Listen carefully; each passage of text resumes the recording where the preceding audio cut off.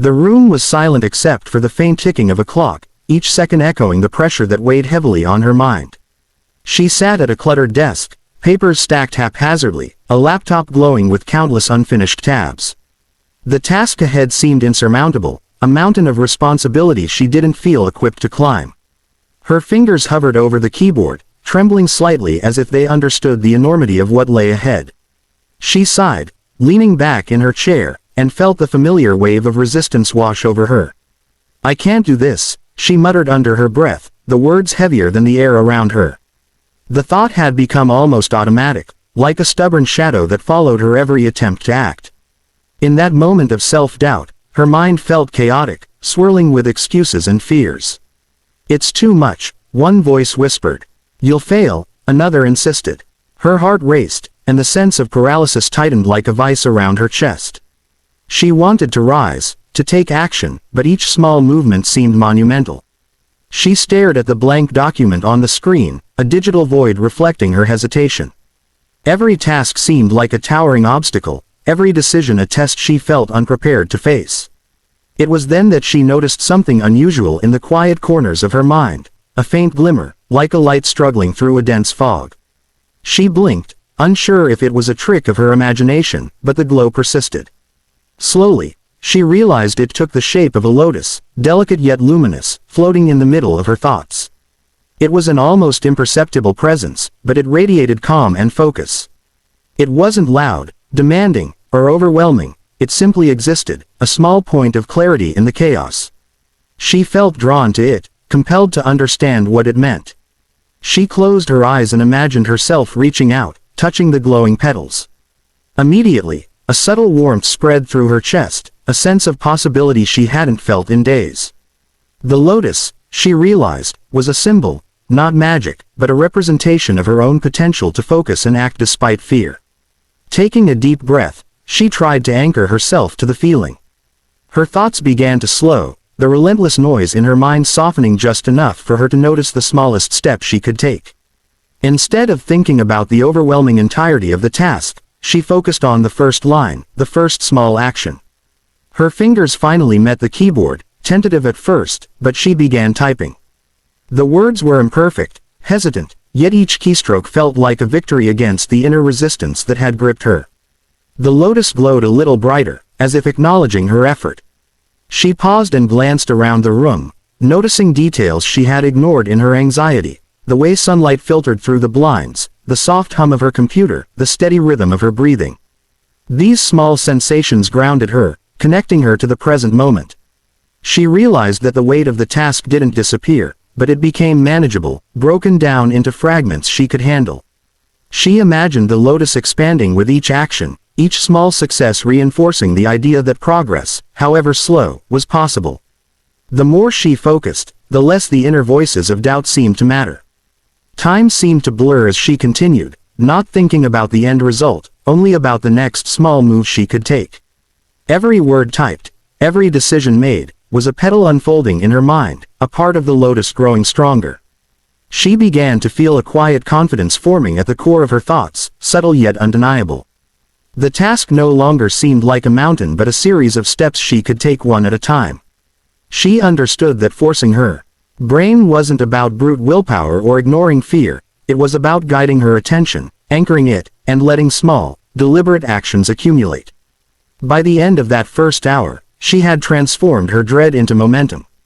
The glowing lotus in her mind had become vivid, almost tangible, a testament to her ability to act despite resistance. The overwhelming paralysis that had once ruled her thoughts had loosened its grip, replaced by a sense of control she hadn't believed possible just moments ago. She leaned back, a small smile forming, knowing that the journey ahead was still challenging, but now she had discovered the key: focus, deliberate action, and the guiding light of the lotus within her mind. It wasn't about forcing herself through sheer strength, it was about cultivating the space in her brain where even the hardest tasks could begin to bloom.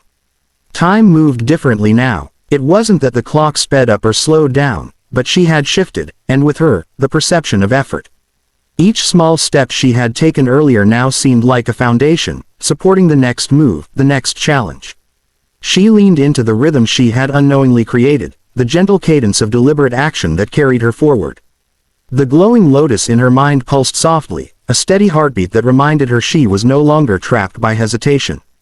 She began to see the task not as a single overwhelming mountain but as a series of smaller, manageable peaks, each one within reach if she focused on just the next step. The words flowed more easily now, the movements of her fingers less tentative. Each completed paragraph, each small adjustment, felt like placing a stone on a bridge she was building to cross the expanse of difficulty. The lotus responded to this progress, its petals spreading wider, more luminous, a reflection of the quiet growth taking place in her mind. She noticed that the inner voices that had once been so deafening, "You can't do this, it's impossible," had faded to murmurs, their power diluted by the consistency of her effort. She paused briefly, taking a deep breath and closing her eyes. In the darkness behind her eyelids, the lotus floated vividly, expanding with every deep inhale.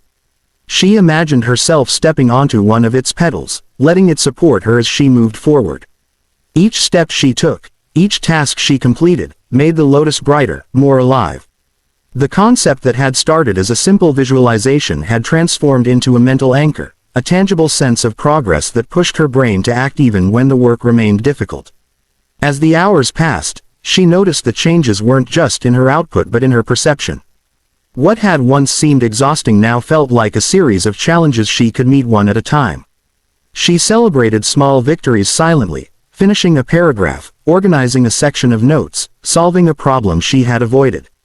Each victory made the lotus bloom further, its petals stretching toward the edges of her mind, symbolizing a growing capacity to handle hard tasks without fear. Her focus became almost meditative. She wasn't thinking about the entirety of what remained to be done. She was fully immersed in the present moment, attending to the task at hand with deliberate care. The sense of dread that had once paralyzed her had been replaced by a quiet curiosity, a determination to see what would happen if she kept moving forward. The process itself became rewarding, each action reinforcing the idea that progress, no matter how incremental, was proof of her ability to overcome resistance. Every so often, she glanced at the lotus in her imagination, noticing how it seemed to respond to her mental state. When she felt doubt creeping back, she focused on the petals, letting them remind her that her mind could be trained, that even the hardest tasks could be approached with calm, steady effort. When fatigue threatened to slow her, she took a breath, anchored herself to the lotus, and continued. It wasn't effortless, but the act of breaking the task into small, actionable steps made it achievable. By late afternoon, she had completed the most difficult section of her work. The sense of accomplishment was profound, not just for finishing the task, but for proving to herself that her brain could be guided to act in spite of resistance. The lotus glowed brightly now, fully open in her mind, a symbol of mastery over the inner struggle that had once seemed impossible to overcome. She realized that forcing her brain wasn't about raw willpower, it was about direction, focus, and the willingness to start with the smallest possible action, letting momentum grow naturally from there. As she leaned back in her chair, a wave of calm confidence washed over her. She was no longer overwhelmed by the magnitude of her responsibilities. She had discovered a method to navigate difficulty with patience and purpose.